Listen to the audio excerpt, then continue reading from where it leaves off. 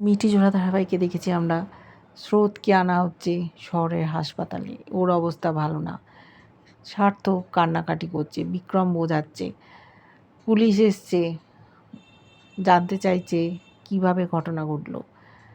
স্রোতের মনে পড়েছে যে ওটা মেজদি ভাই ছিল, মেজদি ভাইয়ের হাত থেকে গুলি ছুটে এসে ওর হাতে লাগে। মেজদি ভাই এরকম একটা জীবন বেছে নিল, কী করে বলবে? পুলিশ তো ধরে ফেলবে। ওদিকে নীলুও চিন্তায়, কি হলো স্রোতের, বেঁচে আছে কি না।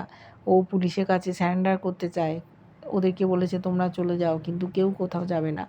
ও স্রোতের একটা খোঁজ নিতে চায় বেঁচে আছে কি না। এদিকে সার্থক চলে এসছে, ওর রক্তের প্রয়োজন, বন্ধুবান্ধব সব দিয়েছে। সার্থককে ওরা বলেছে ডাকাত দলের মধ্যে থেকে একজন মহিলা স্রোতের নাম করে চিৎকার করে উঠেছিল।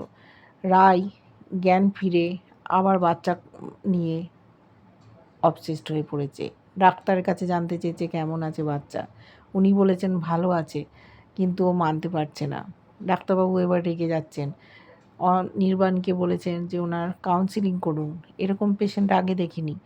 বাচ্চাটার ক্ষতি হতে পারে, ইঞ্জেকশান পুশ করেছে ডাক্তারবাবুরা, সেই জন্য। সেটা শুনেই অস্থির হয়ে পড়েছে রায়।